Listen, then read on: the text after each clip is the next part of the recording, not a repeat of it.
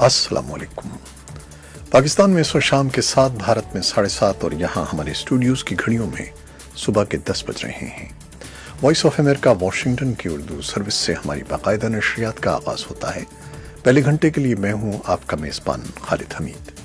जैसा कि आप देख रहे हैं, फेसबुक लाइव पर हम आपके सामने हैं और वेबसाइट और रेडियो पर हमारा ये 1 घंटे का न्यूज़ शो जारी रहेगा।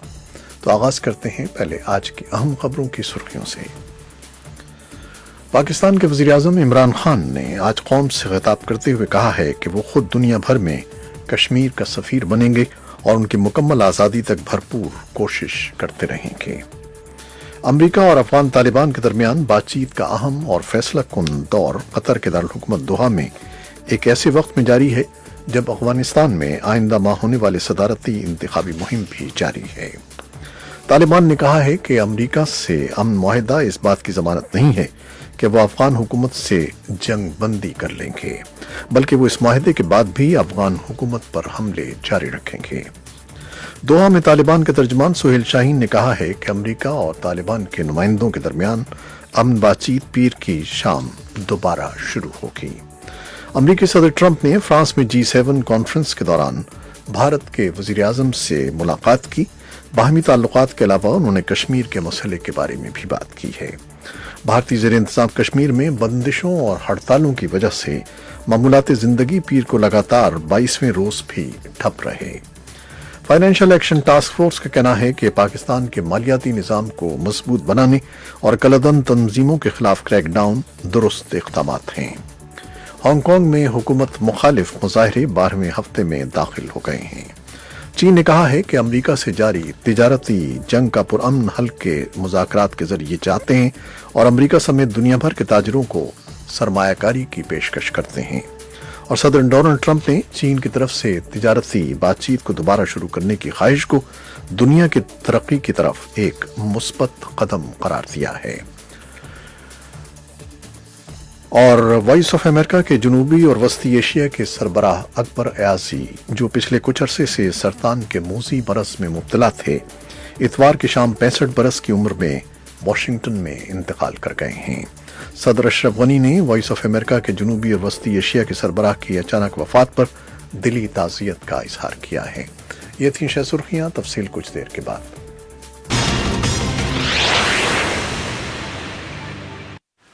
पाकिस्तान के वज़ीर-ए-आज़म इमरान खान ने आज कौम से खिताब करते हुए कहा है कि दुनिया कश्मीर के लिए कुछ करे या न करे, पाकिस्तानी कौम कश्मीरियों के साथ खड़ी रहेगी। उन्होंने कहा कि वो खुद दुनिया भर में कश्मीर का सफ़ीर बनेंगे और उनकी मुकम्मल आज़ादी तक भरपूर कोशिशें करते रहेंगे। इमरान खान का कहना था कि भारतीय वज़ीर-ए-आज़म ने कश्मीर की खुसूसी हैसियत ख़त्म करके बहुत बड़ी गलती की है और उन्होंने इस सिलसिले में अपना आखिरी पत्ता फेंक दिया है। इमरान खान ने अपने खिताब में ऐलान किया कि 27 सितंबर को वो अक़वाम मुत्तहिदा की जनरल असम्बली से खिताब करेंगे और इस मौके पर दुनिया भर को कश्मीर के मसले की हकीकी सूरत हाल से आगाह करेंगे। उनका कहना था कि अक़वाम मुत्तहिदा की जनरल असम्बली में खिताब तक पाकिस्तान की तमाम कौम हर हफ्ते कश्मीरियों के साथ यकजहती के इजहार के तौर पर एक तक़रीब मुनक़्क़िद करेगी और इस सिलसिले में पहली तक़रीब इस जुम्मे के रोज़ होगी, जब मुल्क भर में हर जगह पर लोग 12 से 12:30 बजे तक इकट्ठे होकर कश्मीरियों के साथ यकजहती का इजहार करेंगे। और अमरीकी सदर ट्रंप ने फ्रांस में G7 कॉन्फ्रेंस के दौरान भारत के वज़ीर-ए-आज़म से मुलाकात की है और बाहमी ताल्लुकात के अलावा उन्होंने कश्मीर के मसले पर भी बात की है। हमारे नई दिल्ली में नुमाइंदे सुहेल अंजुम ने बताया है कि इस मुलाकात की क्या अहमियत है और भारत अमेरिका के इस मसले के बारे में तवज्जो को किस नज़र से देख रहा है। इस बारे में उन्होंने एक तफसीली रिपोर्ट हमें भेजी है जो कुछ देर में आपके लिए पेश करेंगे। और श्रीनगर से भी यूसुफ जमील ने हमें एक रिपोर्ट भेजी है और बताया है कि भारतीय ज़ेर इंतज़ाम कश्मीर में बंदिशों और हड़तालों की वजह से मामूलात ज़िंदगी पीर को लगातार 22वें रोज़ भी ठप रहीं। फ़ोन और इंटरनेट पर पाबंदी के बाइस मरीजों के लिए इलाज और अद्वियात के हुसूल में मुश्किल पेश आ रही है। और अमरीका और अफगान तालिबान के दरमियान बातचीत का अहम और फैसला कुन दौर कतर के दारुल हुकूमत दोहा में एक ऐसे वक्त में जारी है जब अफगानिस्तान में आइंदा माह होने वाले सदारती इंतखाब भी जारी हैं। बाज़ तज्ज़ियाकारों का कहना है कि अगर दोहा में जारी बातचीत के नतीजे में فریقین کے درمیان کوئی امن سمجھوتا طے پا جاتا ہے تو ان کے بقول اس صورت میں آئندہ ماہ ہونے والے افغان صدارتی انتخابات ملتوی ہو سکتے ہیں تاکہ افغان دھڑوں بشمول طالبان کے درمیان باضابطہ بات چیت شروع ہو سکے۔ اس بارے میں بھی ایک رپورٹ کچھ دیر میں آپ کے لیے پیش کریں گے۔ ادھر طالبان نے کہا ہے کہ امریکہ سے امن معاہدہ اس بات کی ضمانت نہیں ہے کہ وہ افغان حکومت سے جنگ بندی کر لیں گے، بلکہ وہ اس معاہدے کے بعد بھی افغان حکومت پر حملے جاری رکھیں گے۔ خبر رساں ادارے رائٹرز کے مطابق افغان طالبان کے 2 اہم رہنماؤں کا نام ظاہر نہ کرنے کی شرط پر اپنے بیان میں انہوں نے کہا ہے کہ وہ امریکہ کی حمایت یافتہ افغان حکومت سے لڑائی جاری رکھیں گے۔ طالبان کے ایک اہم سینئر کمانڈر کا کہنا تھا کہ ہم افغان حکومت سے لڑائی جاری رکھتے ہوئے ان کی طاقت کو اپنی قوت سے روکیں گے۔ دوحہ میں طالبان کے ترجمان سہیل شاہین نے کہا ہے کہ امریکہ اور طالبان کے نمائندوں کے درمیان امن بات چیت پیر کی شام دوبارہ شروع ہوگی۔ ان کا کہنا تھا کہ طالبان صبح کے وقت اپنا ایک اجلاس کریں گے جس میں متعلقہ امور پر مذاکرات کریں گے اور بعد میں شام کو ان کے نمائندے امریکی مذاکرات کاروں کے ساتھ بات چیت میں شریک ہوں گے۔ اور فائنینشل ایکشن ٹاسک فورس کا کہنا ہے کہ پاکستان کے مالیاتی نظام کو مضبوط بنانے اور کالعدم تنظیموں کے خلاف کریک ڈاؤن درست اقدامات ہیں، لیکن اسے بین الاقوامی سطح پر دہشت گرد۔ وزیر اعظم عمران خان نے فائنینشل ایکشن ٹاسک فورس کے تمام تر اہداف کی تکمیل کو یقینی بنانے کے لیے اعلیٰ اختیاراتی کمیٹی تشکیل دی ہے۔ اس بارے میں بھی ایک رپورٹ کچھ دیر میں آپ کے لیے پیش کریں گے۔ ہانگ کانگ میں حکومت مخالف مظاہرے 12ویں ہفتے میں داخل ہو گئے ہیں۔